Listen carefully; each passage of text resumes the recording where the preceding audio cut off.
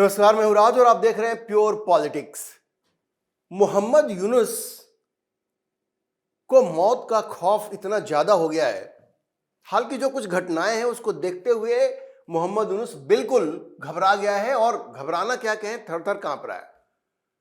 अभी आपने देखा कि जिस तरह से ट्रंप ने वेनेजुएला के राष्ट्रपति को उसके घर से उठा लिया, उसके बाद से ये बातें हो रही हैं कि क्या भारत भी ऐसा एक्शन लेगा। क्या भारत यूनुस को उठा सकता है? क्योंकि यूनुस जिस तरह की हरकत कर रहा है भारत के खिलाफ, तो उसके साथ भी वही सलूक होना चाहिए। क्योंकि अमेरिका ने तो एक रास्ता दिखा दिया। अमेरिका ने रास्ता दिखा दिया है कि क्या करना चाहिए। अगर आपके पास ताकत है तो आप अपने दुश्मनों का इलाज कर सकते हैं। तो अब जब से यह मांग उठ रही है कि भारत को भी, एक तो पाकिस्तान के आसिम मुनीर और दूसरे मोहम्मद यूनुस, इन दोनों के साथ भी वही सलूक करना चाहिए जो डोनाल्ड ट्रंप ने मडूरो के साथ किया वेनेजुएला में, तब से इन दोनों की नींद उड़ी हुई है, आसिम मुनीर की भी और मोहम्मद यूनुस की भी। अब मोहम्मद यूनुस तो आप देखिए चारों तरफ से गिर गया है। बांग्लादेश में जिन लोगों ने इसको सत्ता में लाने का काम किया, ये तो अमेरिकी पिट्ठू था, लेकिन उसको यहां लाने के लिए जिन लोगों ने सड़कों पे आंदोलन किया, हिंसा की, अब वही लोग उसके खिलाफ हो गए। एक तो वो उसको धमका रहे हैं कि तुम या तो बांग्लादेश से भाग जाओ या फिर हम तुमको छोड़ेंगे नहीं। तो ये लोग ढाका की सड़कों पे मोहम्मद यूनुस के खिलाफ खुलकर के नारेबाजी कर रहे हैं। ये जो छात्र थे जिन्होंने ढाका की सड़कों पे हिंसा की, आगजनी की, हिंदुओं की हत्या की, ऐसा माहौल क्रिएट कर दिया कि शेख हसीना को बांग्लादेश छोड़ के भागना पड़ा, ये वही छात्र अब मोहम्मद यूनुस के खिलाफ हो गए हैं। तो एक तो उनका डर है। अभी देखिए आपने उस्मान हादी की जो हत्या हुई, जो वो ग्रेटर बांग्लादेश का जिसने मैप बनाया था और भारत के 7 पूर्वोत्तर राज्यों को जिसने उसमें शामिल किया था, जब उसकी हत्या हुई, पहले तो यूनुस ने उसे भारत के मत्थे मर दिया कि भारत ने हत्या करवाई है। और इशारा यह था कि जिस तरह से पाकिस्तान में अननोन गनमैन भारत के दुश्मनों को ठिकाने लगा रहे थे, हालांकि भारत की सरकार ने कभी स्वीकार नहीं किया इसको, लेकिन इशारा उसका यही था। वहां के पुलिस ने कहा कि जो हत्यारे थे हादी के, वो भाग करके मेघालय के रास्ते भारत चले गए। लेकिन उस्मान हादी का जो भाई था उसने कह दिया कि ये हत्या तुमने करवाई है यूनुस, क्योंकि तुम ये नहीं चाहते कि फरवरी में बांग्लादेश में जो चुनाव होने वाले हैं वो हो, क्योंकि जब चुनाव हो जाएंगे, नई सरकार बन जाएगी, तो तुम तो सत्ता से बाहर हो जाओगे। तुम उस चुनाव को रोकना चाहते हो और इसलिए तुमने हादी की हत्या करवाई है।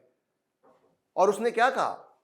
उसने कहा कि तुम हत्यारों को खोज करके लाओ, वरना हम तुम्हें भी दौड़ाएंगे, तुम्हारा भी वही हाल करेंगे जो शेख हसीना का किया।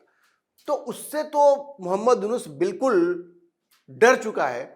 और खबर तो यह भी है कि वो ढाका से भागने का प्लान भी बना रहा है। अगर वो फरवरी में होने वाले चुनाव को नहीं रोक पाता है तो आप देखिएगा उस वक्त वो भाग जाएगा वहां से।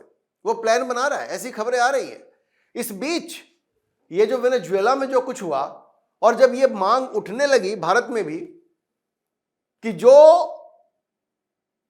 काम ट्रंप ने वेनेजुएला में किया वही भारत को पाकिस्तान और बांग्लादेश में करना चाहिए, तब से इस यूनुस के होश और भी उड़ गए।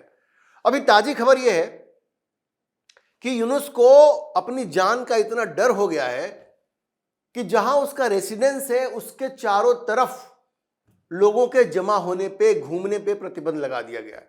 जी, पूरी तरह से उस एरिया में नाकेबंदी कर दी गई है। कोई पब्लिक गैदरिंग नहीं हो सकती, लोग वहां जमा नहीं हो सकते।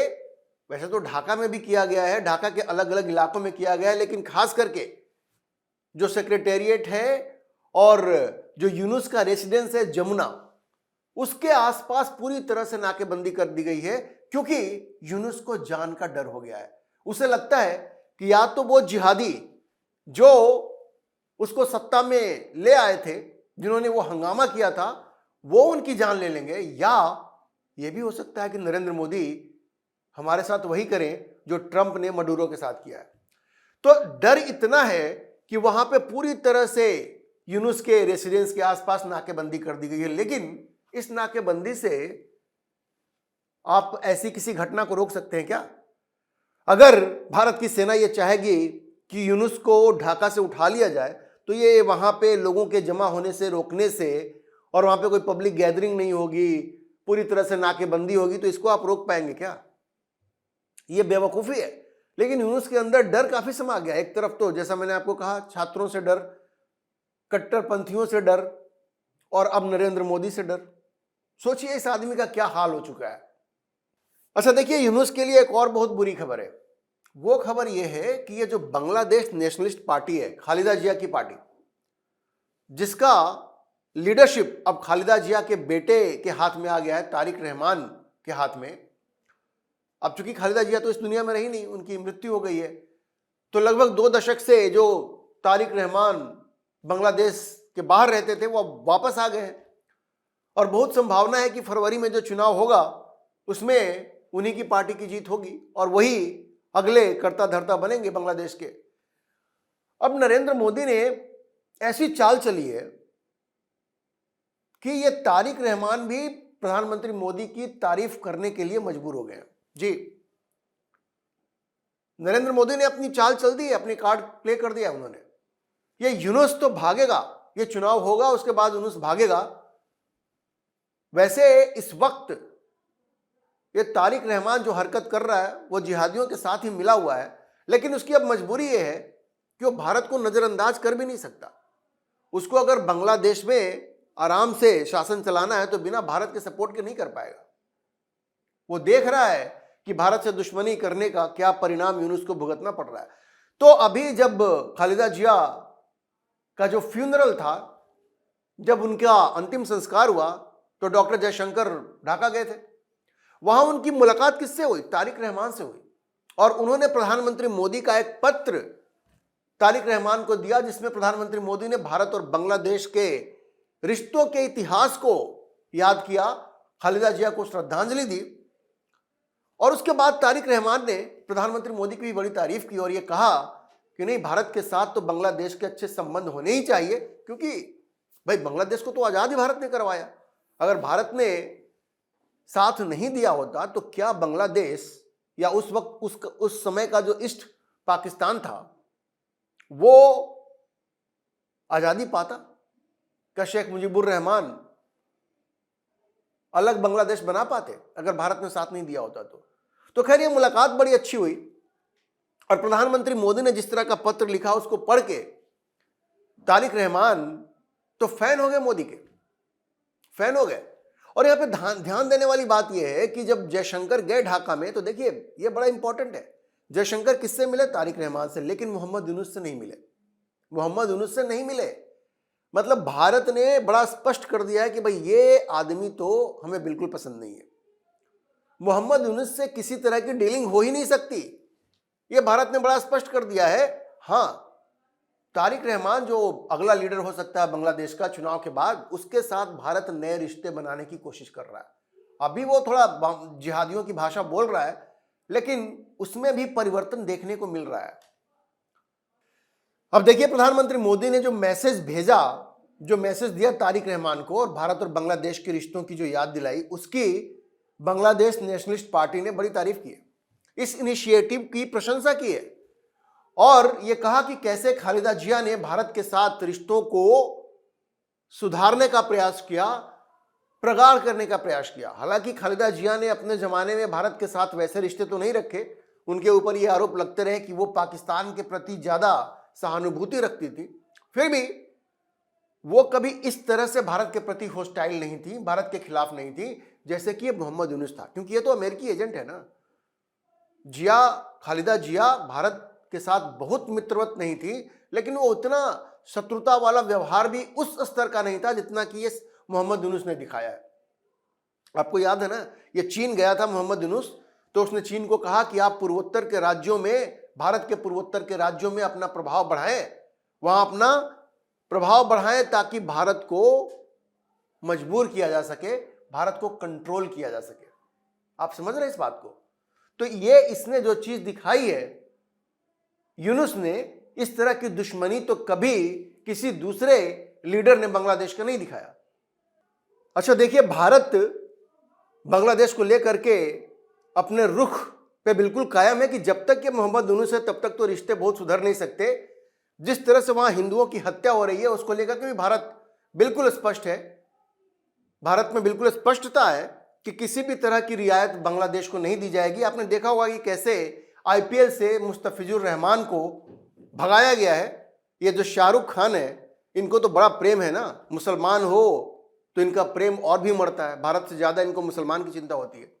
तो मुस्तफिजुर रहमान को उन्होंने केकेआर में शामिल किया था, लेकिन जब ये मांग उठी कि भाई बांग्लादेश में तो हिंदुओं की इस तरह से हत्या हो रही है और ये बांग्लादेश के एक प्लेयर को आप 9 करोड़ से भी ज्यादा पैसा दे रहे हैं तो ये कितना उचित है, उसको भगाइए आप। तो दबाव में आके बीसीसीआई को कहना पड़ा। जब भारत में विरोध हुआ तो शाहरुख खान ने कोई एक्शन नहीं लिया, लेकिन जब बीसीसीआई ने कह दिया तब जाकर के उसको भगाया गया। अब उसके बाद आप देखिए कि ये जो यूनुस है वो कह रहा है कि T20 का जो वर्ल्ड कप भारत में होगा उसके लिए वो भारत नहीं आएगा, हमारे सारे जो गेम है वो श्रीलंका में किए जाए। तो खैर वो श्रीलंका में जाके खेलना है खेलो, भारत को कोई फर्क नहीं पड़ता उससे। लेकिन मुस्तफिजुर रहमान को ड्रॉप करके भारत ने बड़ा स्पष्ट संकेत दिया है कि बांग्लादेश भारत के प्रति अगर इतना शत्रु भाव रखेगा, हिंदुओं की इस तरह से हत्या होगी तो रिश्ते सामान्य नहीं हो सकते। तो एक तो समझिए कि यूनुस की हालत बहुत ही खराब है, और जैसा मैंने आपको कहा कि उसको यह डर है कि मोदी उसके साथ वही कर सकते हैं जो कि ट्रंप ने मडूरो के साथ किया। और भारत में डिबेट तेज हो रही है कि क्या वाकई मोदी को यह करना चाहिए यूनुस के साथ, और एक बड़े वर्ग का मानना है कि बिल्कुल करना चाहिए, क्योंकि अगर ट्रंप यह कह सकता है कि हम उन सारे दुश्मनों के साथ ऐसा व्यवहार करेंगे जो अमेरिका के प्रति शत्रु भाव रखते हैं, तो ये यूनुस तो शत्रु भाव रखता ही है। तो मोदी एक्शन ले या ना ले, यूनुस को इस बात का डर हो गया है और एक तरह से वो उसने अपने आप को अपने घर में नजरबंद कर लिया है। वो चारों तरफ नाकेबंदी हो गई है, वहां आप जा नहीं सकते। ये डर है क्योंकि वेनेजुएला के राष्ट्रपति को मडूरो को, वो तो सोया हुआ था ना, राष्ट्रपति मडूरो सोए हुए थे अपनी पत्नी के साथ। यूएस आर्मी का डेल्टा फोर्स वहां पे जाता है और बेडरूम में जाकर के जैसे ओसामा बिन लादेन को उठाया था वैसे उसको उठाया।